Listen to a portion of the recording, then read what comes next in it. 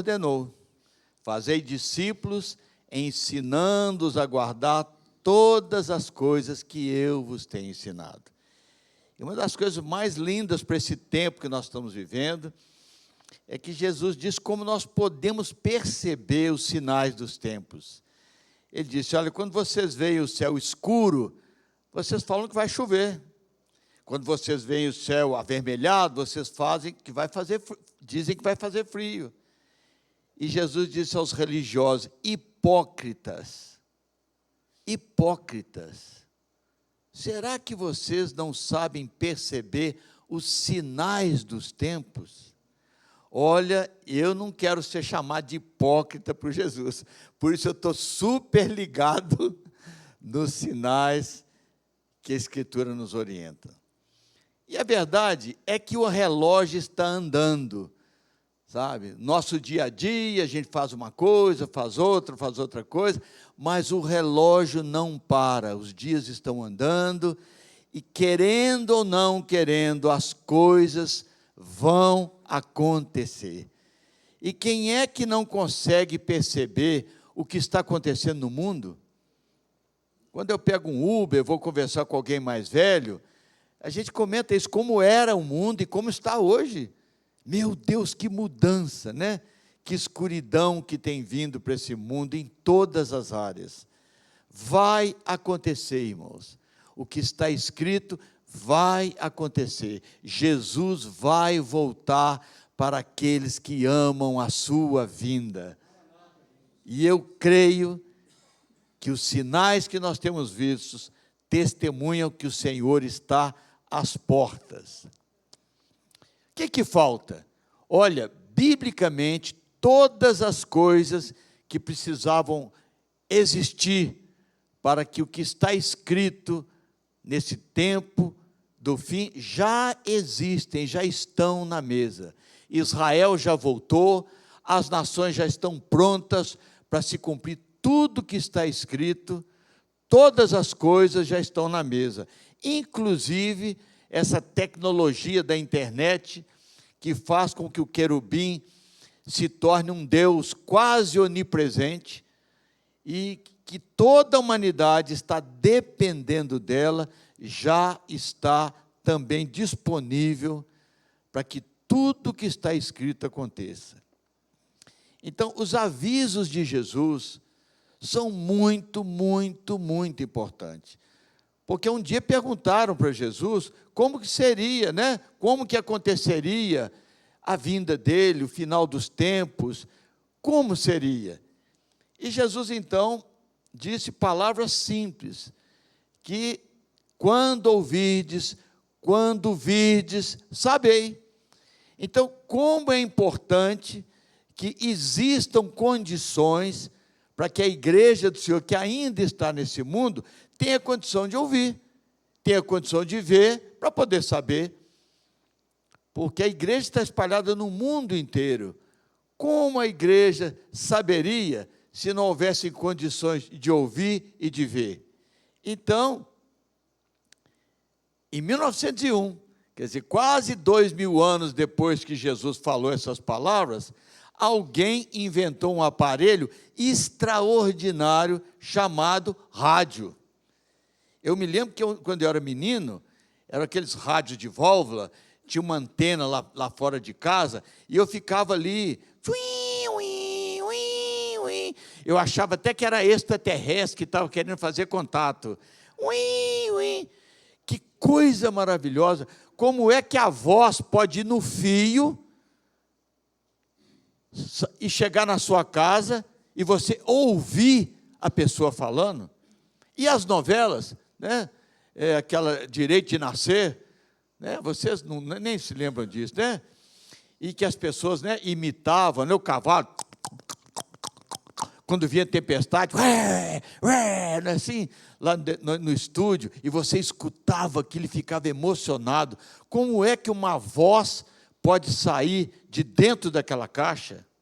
O rádio, para que as pessoas que estivessem distante pudessem ouvir notícias.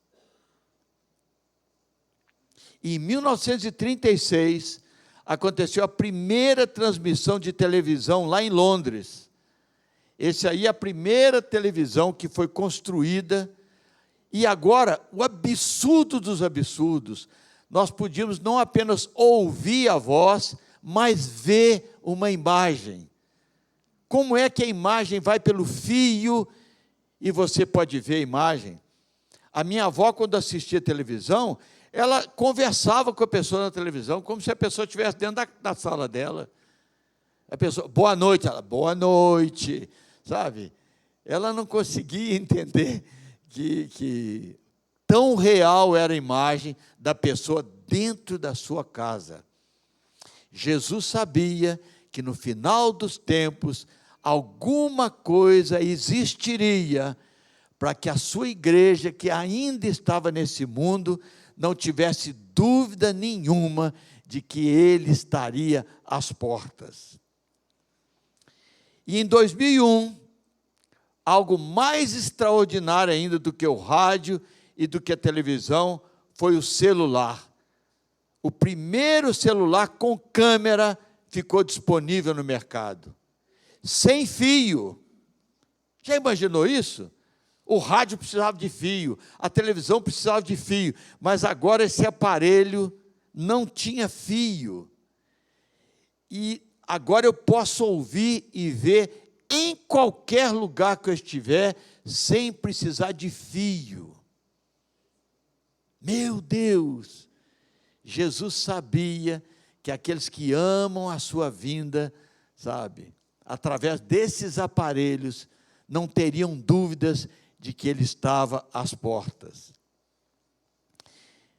Quando ouvides, Jesus disse, quando ouvides, sabei. E ele diz, vocês vão ouvir de guerras e rumores de guerras. Então, quando aconteceu a Primeira Guerra Mundial, não havia televisão ainda, mas o rádio já informava para o mundo que ela estava ali. Nações brigando contra outras nações. Nação contra nação. Na Primeira Guerra Mundial, 17 nações brigaram. Nações guerreando contra nações. A Primeira Guerra Mundial matou 35 milhões de pessoas. Nações brigando com outras nações.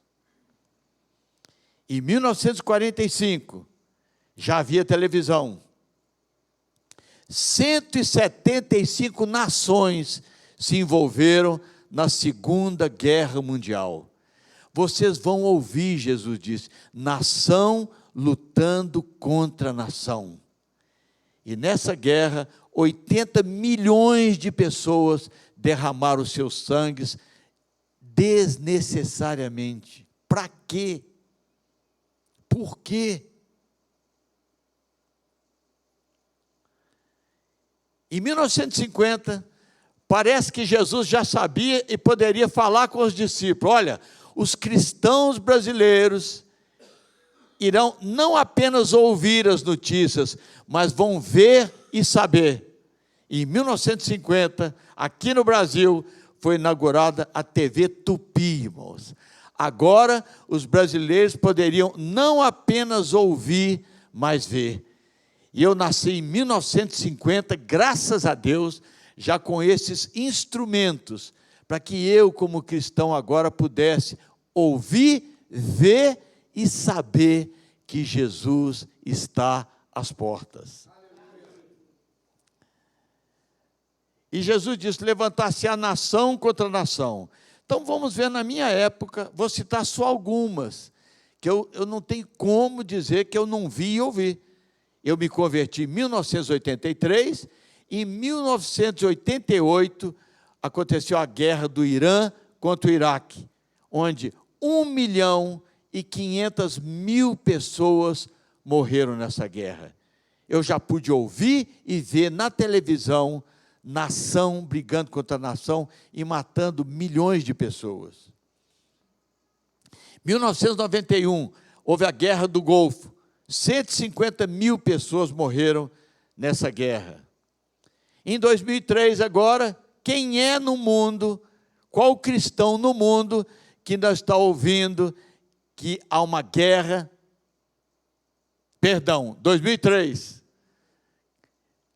quando os Estados Unidos invadiu o Iraque e matou 174 mil pessoas.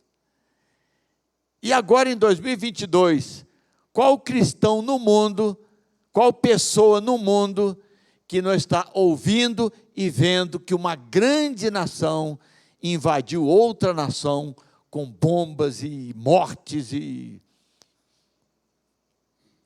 Enfim, Jesus disse, não apenas nação contra nação, mas vocês vão ouvir e ver reino se levantando contra outro reino. Ou seja, pessoas da mesma nação, da mesma etnia, matando umas às outras. Em 1953, eu tinha 3 anos de idade, houve a Guerra da Coreia, onde 1.200.000 pessoas morreram. Coreanos matando coreanos. Em 1975, a Guerra do Vietnã e do Camboja, 3.800.000 pessoas morreram. Vietnamitas matando vietnamitas, cambojanos matando cambojanos. Em 1976, quando acabou a Revolução Cultural na China, chineses matando chineses, 70 milhões de chineses morreram. Em 1989, quando caiu a União Soviética e acabou a Revolução Comunista, russos mataram russos. 20 milhões de russos foram mortos.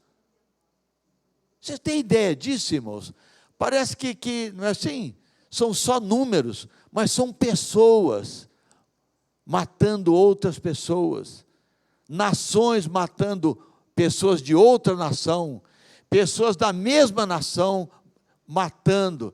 E olha, que eu não vou falar na África, não vou falar em tantos lugares no mundo que aconteceu isso. Só estou lembrando a vocês coisas maiores. Em 2022, nos nossos dias, ainda existe um conflito na Síria, em que sírios estão matando sírios e já morreram 500.000 pessoas.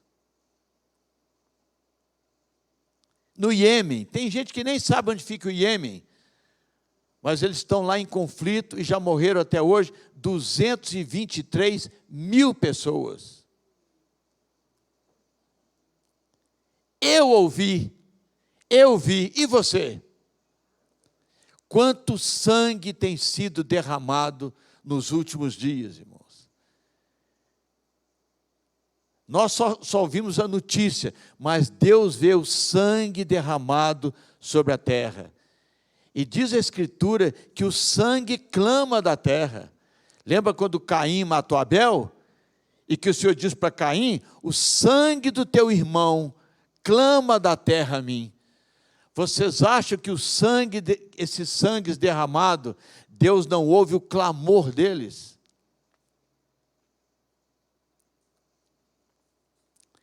E Jesus disse, haverá grandes terremotos em vários lugares.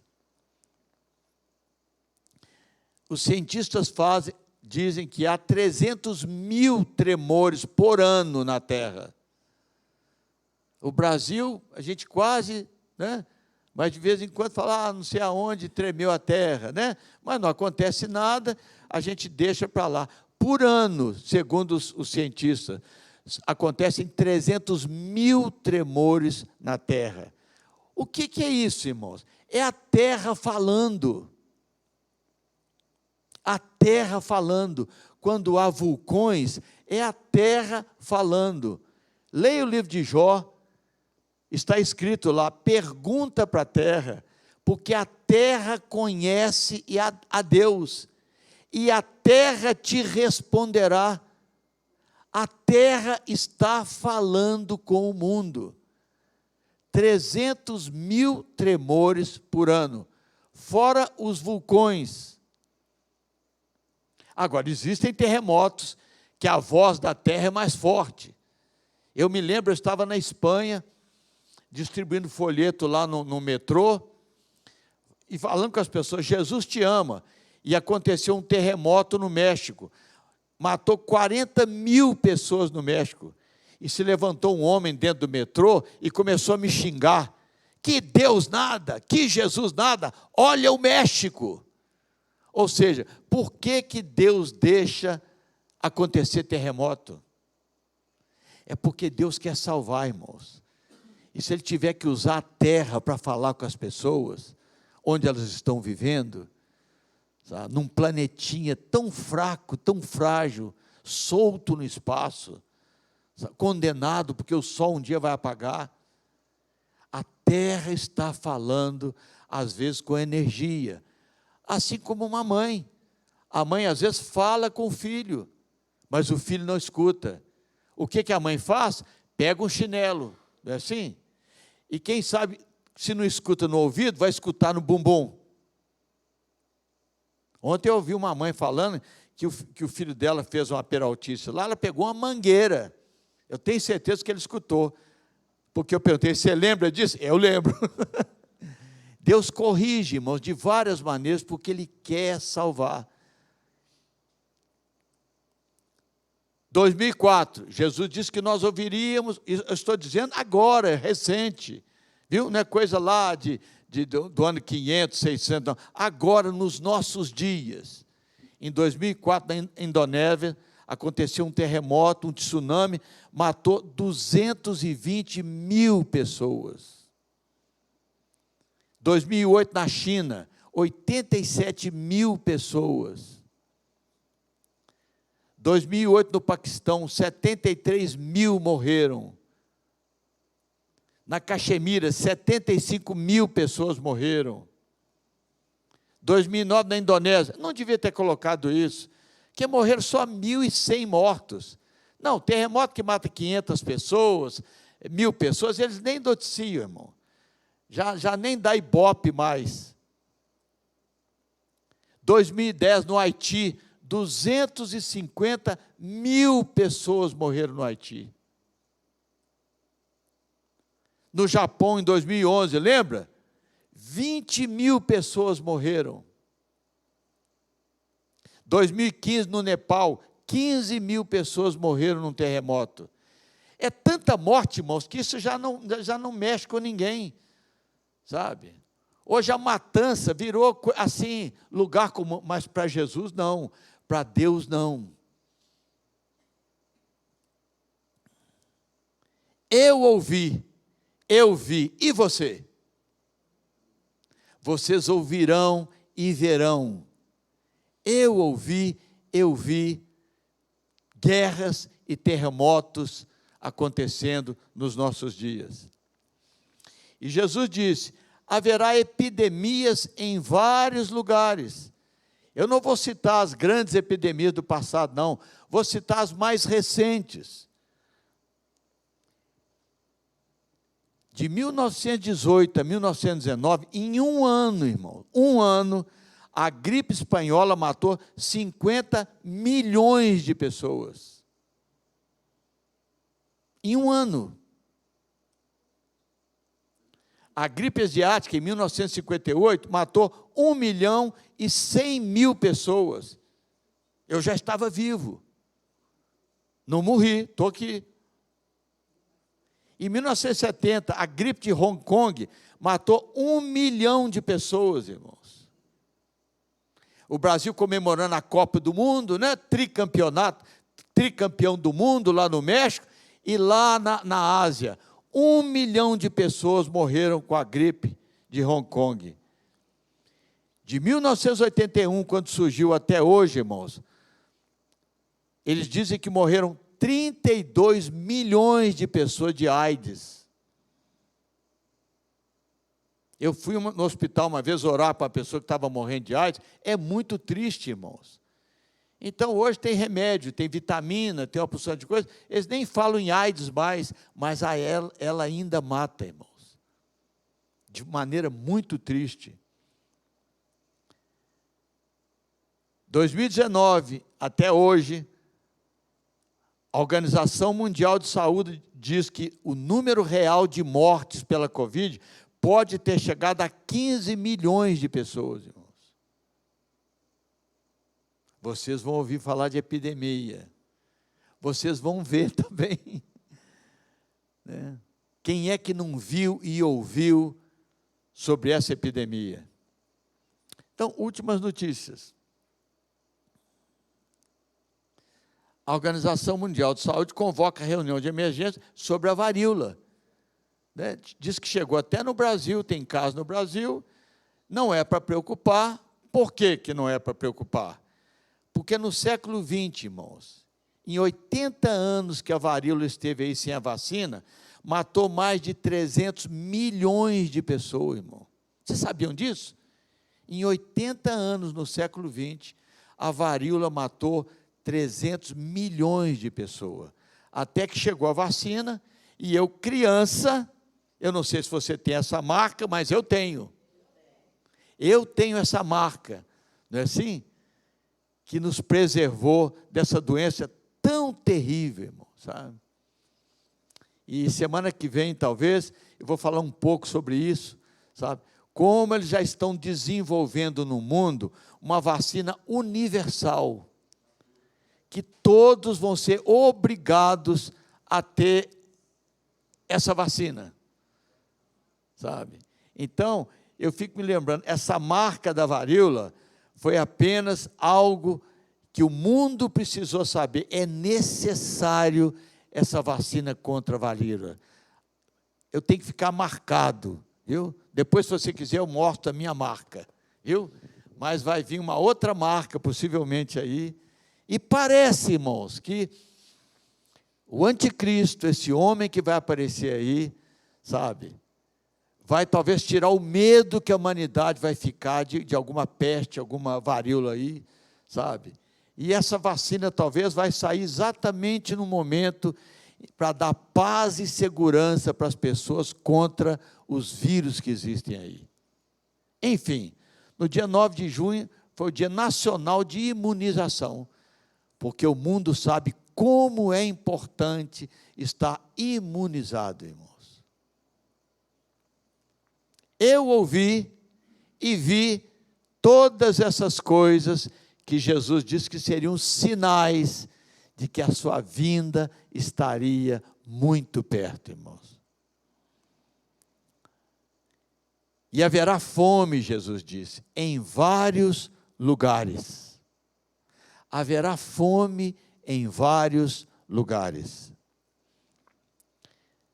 A Escritura diz: por que gastais o dinheiro naquilo que não é pão?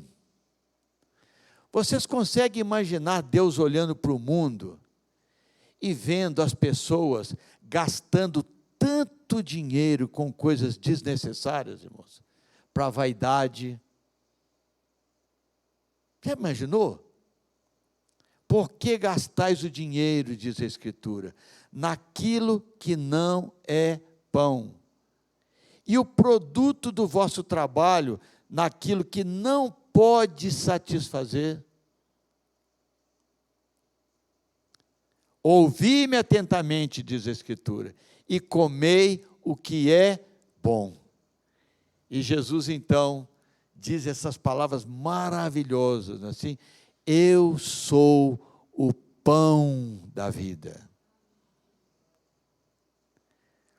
Quando eu tomei a decisão de fechar a fábrica, é porque eu queria ter tempo para conhecer mais Jesus, meditar na palavra de Deus, porque Jesus diz: nem só de pão viverá o homem, mas de toda palavra que procede da boca de Deus. Eu não sei você, mas eu creio nisso, sabe? E só Deus sabe quantas horas eu já gastei na minha vida me alimentando do verdadeiro pão. Eu sou o pão da vida, Jesus diz. Por que vocês gastam o seu dinheiro naquilo que não é pão? Ah, se a gente usasse o dinheiro que Deus tem nos dado para ter tempo para ler a Escritura, para meditar na Escritura, para se alimentar da Escritura, Com quantos empresários eu falo, olha, aproveita que você tem dinheiro, sabe? Que você não precisa trabalhar para ninguém. Aproveita para ler Escritura, para comer Escritura. Enfim, você sabe quanto custa um míssil desse, que eles lançam às vezes de um submarino? Vocês têm ideia? Um míssil desse? 30 milhões de dólares, irmãos. Um míssil desse que é lançado de um submarino custa 30 milhões de dólares. Já pensou quanto de alimento poderia ser enviado para nações que não têm, com 30 milhões de dólares? Quando vocês veem a guerra da Rússia com a Ucrânia, aqueles tanques sendo destruídos, aqueles mísseis, vocês imaginaram quantos milhões de dólares são gastos para matar uns aos outros? E Deus vendo isso tudo, irmão. Por que você gasta o seu dinheiro com arma? Para matar o seu semelhante? Tudo que o homem semear, certamente colherá. A humanidade vai ter que colher essas coisas, irmãos. E vai colher. Por isso que vem a grande tribulação. E as pessoas que não se satisfazem com um único carro, sabe? Um carro às vezes custa 600 mil reais, 800 mil reais, e a pessoa quer ter 2, 3, 4, 5 carros. E as mulheres, irmãos, que têm coleção de sapato. Ontem eu conversando com a mulher, fui falar de Jesus para ela, falei, não, eu tenho uma amiga que tem mais de 50 pares de sapato. Para quê? Para que isso? Enfim, e joias, irmãos. Quanto que custa um bracelete desse de diamantes, irmãos? Um anel desse de, sei lá, de safira? E mansões, que pessoas, às vezes, têm mansões tão grandes, que nem elas sabem o que tem na casa, irmão. Eu conheço pessoas que têm uma casa tão grande, que não conhecem a casa toda, sabe? Que ainda não foi em algum lugar da casa, de tão grande que é a casa. Esse é um quadro de Picasso, irmãos. Para enfeitar a casa, sabe? As pessoas compram quadros caríssimos, enfeites caríssimos. Por que você gasta o seu dinheiro naquilo que não é pão? Sabe quanto custa um quadro desse, irmãos? Por quanto foi leiloado esse quadro de Picasso? 179 milhões de dólares, irmãos. Entre na internet para você ver. E esse quadro é lindo, não é assim? Ah, se eu pudesse ter um quadro desse lá em casa. Que loucura! Mas quantas loucuras nós fazemos também, irmãos. Quantas coisas inúteis, irmãos, desnecessárias. Não é assim? Nós gastamos e ficamos, às vezes, endividados, preocupados, sabe, com coisas que nós não vamos levar. Nada trouxemos para o mundo e coisa alguma podemos levar dele. Jesus está voltando e esse quadro de Picasso não vai ser levado para o céu. 179 milhões de dólares, irmão, ele foi leiloado. É inacreditável. Haverá fome. Por que haverá fome, irmãos? Por quê? Porque as pessoas estão gastando seu dinheiro naquilo que não é pão.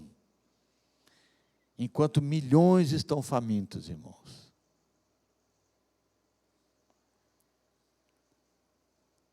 Fome em vários lugares, mas como? Como? O mundo hoje com a tecnologia, irmãos, mas nunca... São toneladas e toneladas e toneladas e toneladas de alimento, irmão, sabe? Como?